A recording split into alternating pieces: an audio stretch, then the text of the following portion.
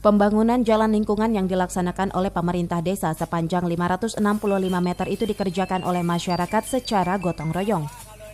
PJS Kepala Desa Pondok Udik Ibrahim mengatakan pembangunan jalan lingkungan yang dikerjakan pemerintah desa di beberapa titik wilayah merupakan bantuan dari anggaran dana desa tahap 2 sebesar 150 juta rupiah. Dan diharapkan selain bisa bermanfaat untuk warga, namun pembangunan jalan tersebut juga bisa meningkatkan roda perekonomian di wilayahnya. Perekonomian keluarga, Pak, supaya terhubung antar RW, ya, supaya masyarakat beraktivitas dengan lancar. Gitu. Di samping ya menjaga kesehatan juga.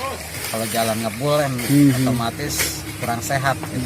Insya Allah dengan dicor ini ya jalan jadi rata dan juga dapat meningkatkan kesehatan, tidak ngebul lagi. Dari Kemang, Kabupaten Bogor, Suhanda Abrizi melaporkan.